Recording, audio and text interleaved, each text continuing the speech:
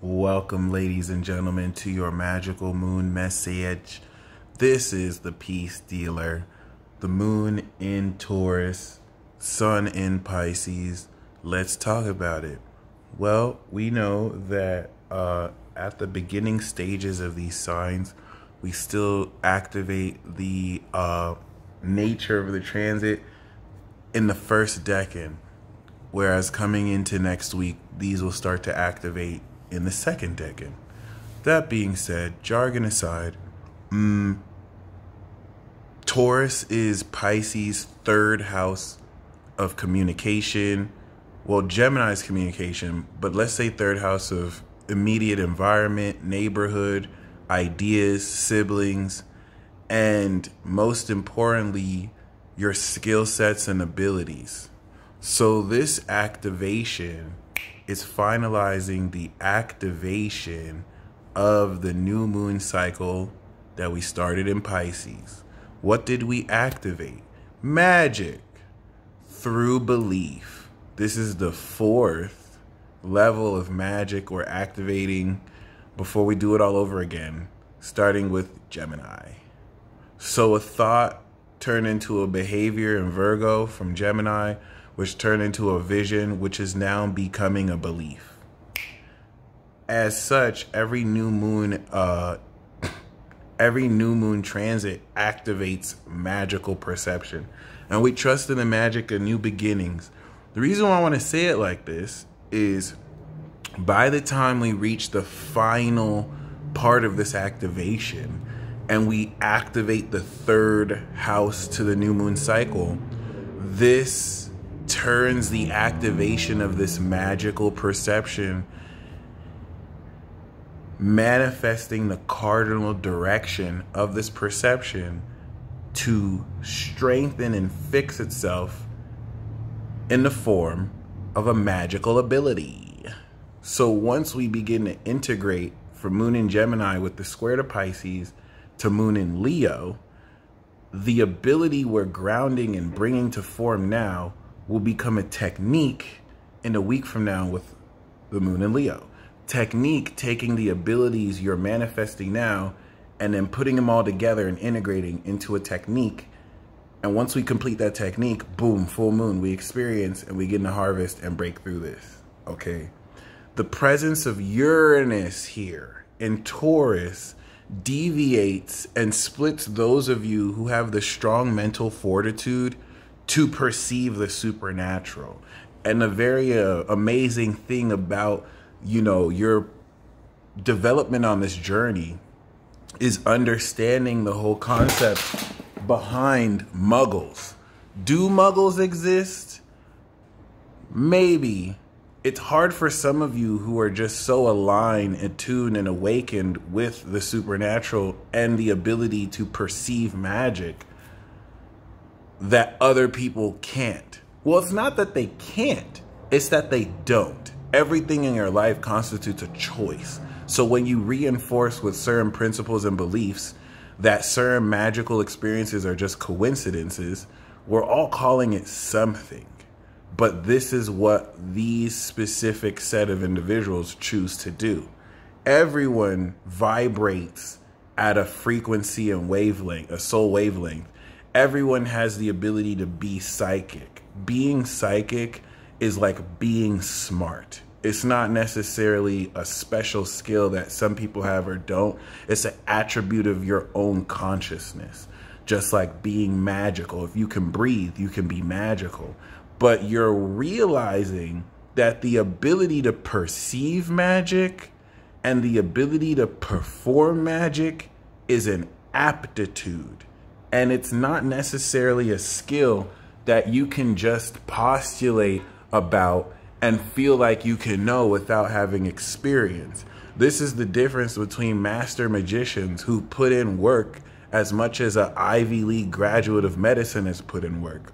Except the magicians are much more skillful because they don't have the resources of peer-reviewed institutions, research institutions to facilitate what they know. A lot of us just have to do this with the greatest teacher, experience. We are our own research institutions with our experience and forming these communities to share these experiences. So with the unconventional, controversial element of Uranus, especially in its square to Saturn, elements of a lot of prejudice against magical sciences, psychic arts, psychology. If you think psychology was very scoffed at before, in light of greater evidence and research, it's slowly but surely being more accepted. That's just the nature of science. Before, people argued of if the world was flat around, you have this philosophical element of people thinking they know what the fuck they know when their brains hallucinate their conscious reality. And you can watch that TED Talk by Anil Seth to gain more insight on that. And so you, as you are breaking through this development of your ability, are breaking out of the peer pressure of the collective that is filled with those who give into the delusion of materialist reductionism and the illusion of separation. The reason why it's easy for someone to doubt magic, doubt spirits, doubt God, doubt your soul potential is because they see themselves as separate from you, which is inherently stupid in light of quantum entanglement that quantum mechanics scientists have been able to prove scientifically that everything is connected and you're not even really here. This is a fucking simulation. Other than that, before you take this bitch way too seriously, this reality, when this is just a dream that's a group of goddesses is dreaming up for whatever the fuck reason, this is bringing more into physical form the intangible nature of your imagination, because this new moon in Pisces enabled you to plant the seeds for living your dream life and imagining with your intention this new belief of your self-concept in conclusion to everything we've activated since last year, March, so that this can now manifest into your reality. Pisces is intangible. Aries is intangible, because if you were to say that you are, you know what I'm saying, an amazing individual, your identification of I am Aries, I am happy, I am a power forward, you can't really see that. You can see that through symbolism, but like the way you identify yourself, it's not even in the brain. There's no place in the brain, correct me if I'm wrong, that identifies with the ego. But like that's not necessarily something that's tangible.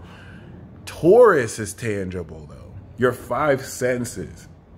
So relative to what we activated, which up until this point was really more conceptual, we're now finally setting through our five senses the attitude of how we ground this imagination.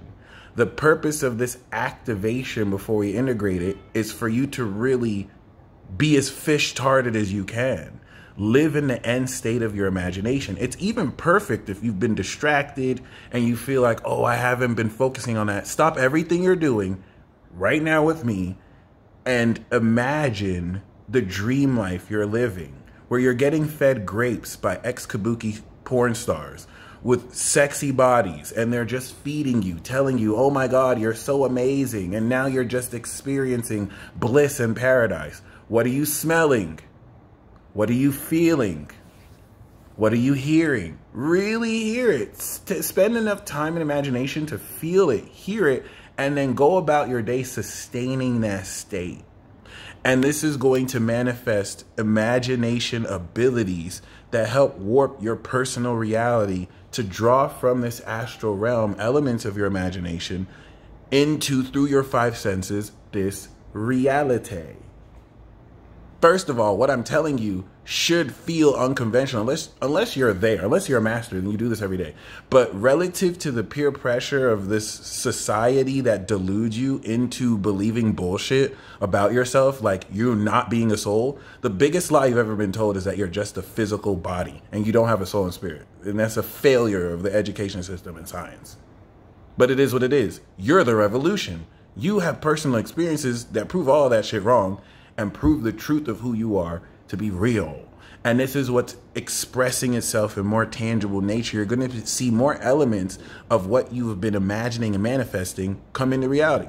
Because now this foundation is preparing us for the full moon in Virgo, where we're manifesting the physiological extra-dimensional senses and psychic super senses to facilitate the real experience of our imagination. So we planted seeds for the dream life we want to live. And before we live that dream life, we're now manifesting what it feels like the actual physical senses of it. So for Moon and Taurus to by the time we're in Virgo, we're going to be really experiencing it for real in just a short week and a half. So this is such a pivotal transit before the first quarter square where we break those seeds to the ground. And a major facet of breaking through here is not giving into the peer pressure from those who will act high and mighty, really feel like they know anything with certifications and, you know what I'm saying, elements of whatever they know, which have nothing to do with the unique, unconventional expression of who you are, which isn't written in books. It's really this whole dynamic that the extraordinary, unconventional quality of your uniqueness is not written in textbooks. It's not something that can be studied. Okay, so be very mindful of that, because you'll have people who don't get it and give their power away with an external locus of control instead of returning that power with the world within, where you literally have everything that you need and can desire within, and you can project it outside of you. And it shouldn't be such a radical concept, but that's how much we've been lied to. Well, anyway, this transit with Uranus and the North Node is aligning this manifestation of these values with your destiny so that you can experience, some of you for the first time ever, supernatural abilities. I've been saying this over and over because this is cyclical in the way it awakens. But coming back around at this stage, now that Jupiter is in Aries and you're evolving your self-concept like never before so you can fit in the clothes. Let's just say beforehand, you've been had these abilities, but they were in clothes you couldn't fit. And so the past 10 years you've been working out your body. Now you can fit in these clothes. Now you can use these abilities. You were using them, but you were using them like someone wearing clothes that were too big for you. They didn't fit. You still had to grow into the self-esteem, the confidence, let go of certain disbelief and limiting beliefs, and now you're there. So be very mindful of that, because if you care too much about what other people think, it will actively stunt the nature of your imagination, which facilitates this. And Taurus grounds your physical senses to now align unseen, intangible, metaphysical aspects of your imagination synced with what you're experiencing here, almost as if your 3D reality is the foundation and base to augment this 5D imagination.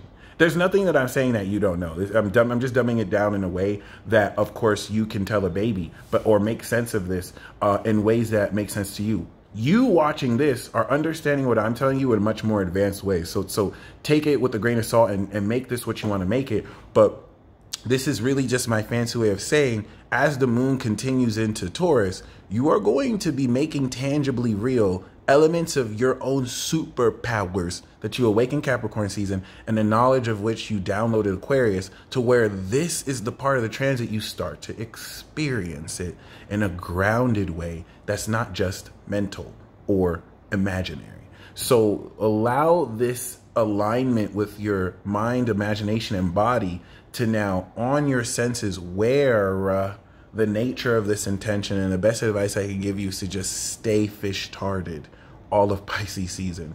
Like, be in this end state. Whatever you desire, it's yours. Imagine if every single thing you imagine will come real. That's the responsibility of Saturn and Pisces, to have responsibility over everything you're thinking and feeling, because you're a conscious creator of your reality.